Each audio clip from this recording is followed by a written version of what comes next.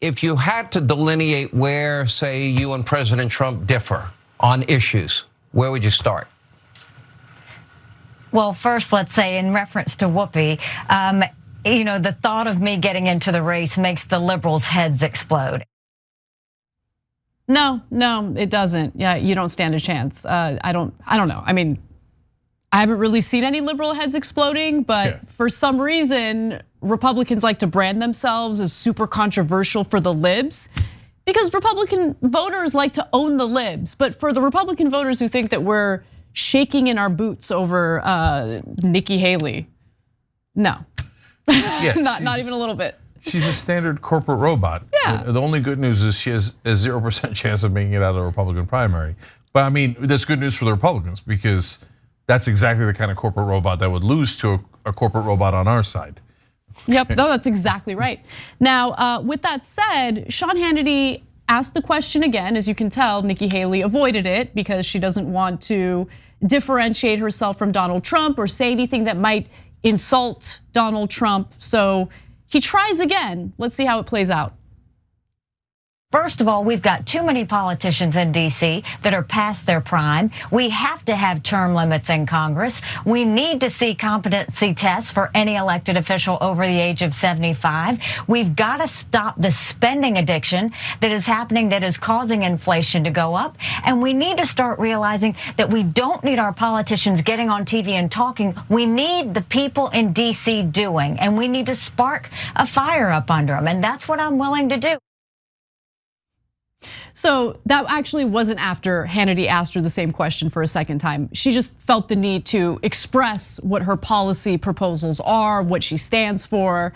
Do you want to comment on that before we go? Yeah, real quick. That question that Hannity asked that we showed you, what's the difference between you and Trump? She had a 2-minute filibuster response. Yep.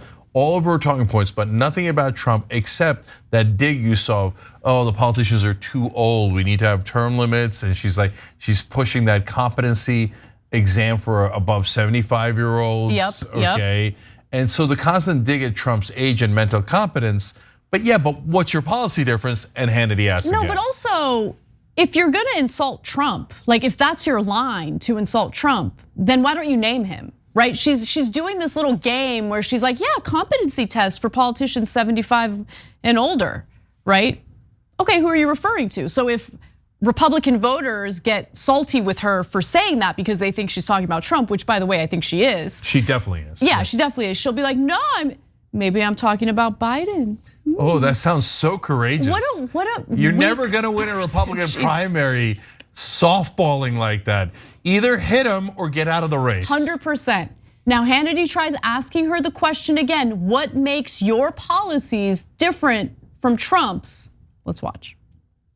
Let me go back to my original question, though, because anybody that is looking or seeking a nomination, you're going to be comparing and contrasting your policy positions, your views, what direction you want to take the country with your competitors.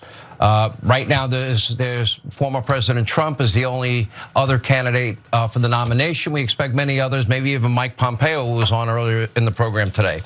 Where do you see, if you see, policy differences beyond what you mentioned, which are generational differences? What specific policy areas would you say part with Donald Trump? What I am saying is I don't kick sideways, I'm kicking forward. Joe Biden is the president. He's the one I'm running against. And what I'm saying is you don't have to be 80 years old to be president. No, you don't get it. You have to run against Republicans in what's called the Republican primary. She knows this before you're running against Joe Biden, right? I don't kick sideways, I kick forward. It's not gonna work. I'm just saying, it's not gonna work.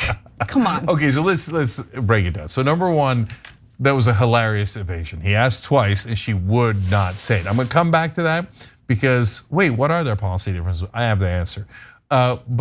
But my favorite is Anna put it, is I don't kick sideways. What is the weakest sauce I've ever seen? Totally. You're gonna win a Republican, like a vicious, like. It's gonna be the most vicious Republican primary. Just, the people are bringing chainsaws to the Republican primary and you're like, I don't kick sideways. Nobody even knows what that means, okay? So This weak sauce is hilarious. Yep. Now, meanwhile, Ann Coulter doesn't like her. You know what she said about Nikki Haley today? She should go back to her own country where they worship rats. She's disgusting, by the way. Nikki Haley was born in the United States. She is of Indian heritage, so that's what Ann Coulter was referring to. Yeah, but that's the Republican primary where they say go back to your own country when your country's America, okay? And they say that Indians worship rats, okay? So I mean, this is the vicious arena octagon that you have entered. I don't kick sideways, but look, I gotta tell you, you gotta kick in every direction if you wanna have a prayer. So this is not gonna work.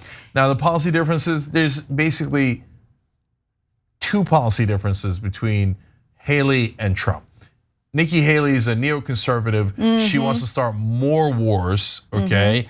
And so in that way, she's worse than Trump, okay? But the other policy difference is Trump thinks democracy, who needs it? I'd like to stay here forever whether I win the elections or not. And so he's anti-democracy, pro-fascist. And Nikki Haley's a standard corporate robot, so she wouldn't try to topple democracy. And so she wins on that count. But by the way, other than that, they agree on everything. That's right. That's right. Overall, the whole thing's a mirage. Almost all the Republican candidates agree with each other. Tax cuts for the rich, deregulate all the corporations. Corporate power is awesome, the voters suck. Let's never do anything for them. Now, we got to show you one more video because after that, Nikki Haley went on Fox and Friends, same network, different show. And then we're gonna maybe question whether her soft treatment of Trump worked. Did Trump avoid attacking her? You gotta wait to find out, but first this video. I know you were on last night with Sean and he was asking you how you differentiate yourself from Donald Trump.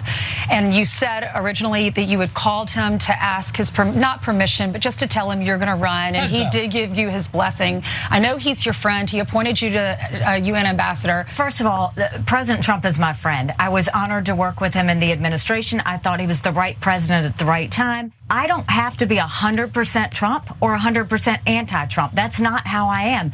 President Trump will tell you, I say what I think. When you're doing something right, I support you. When you're doing something wrong, I'm gonna call you out for it. But at the end of the day, that's how I square it. But I'm not kicking sideways in this race. I'm kicking forward. It is Joe Biden who's the president. How would Donald Trump do on the competency test if at 76 years old?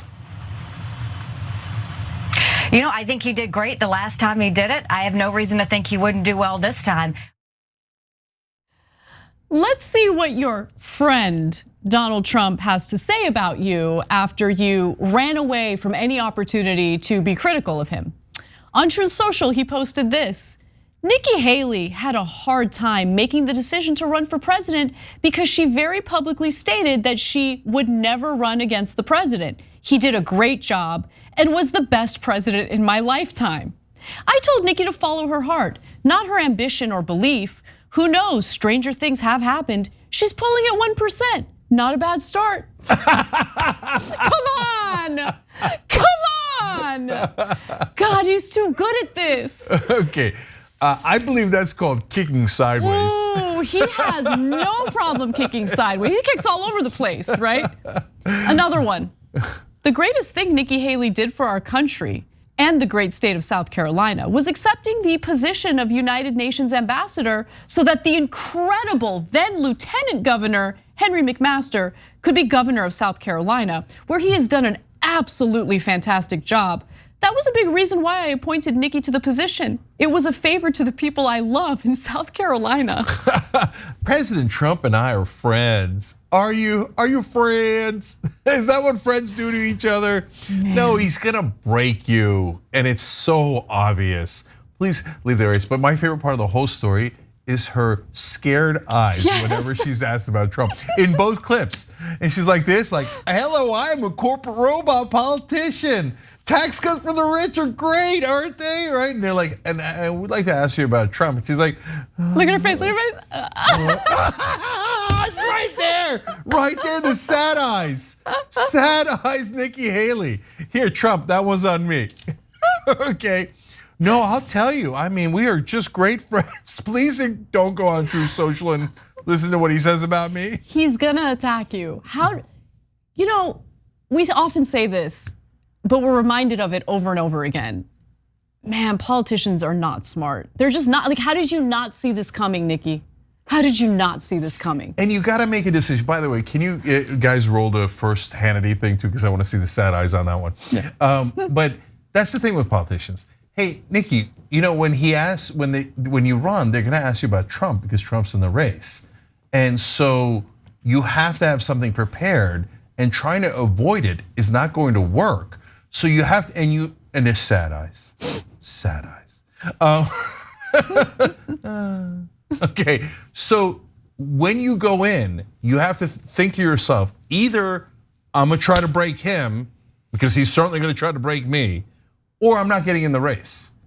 You can't go in there and go, I have a talking point my consultant came up with. How did it do, guys? Yep. Yeah, it got your ass kicked. That's how it did. 1000%. You can't be mealy-mouthed when it comes to taking Trump to task. If you're gonna run against him in the primaries, you're not running against Biden. You gotta get through the primaries first. You gotta beat Trump, beat DeSantis. But she's so terrified of him. I don't even know why she did this. Bad idea. Love it.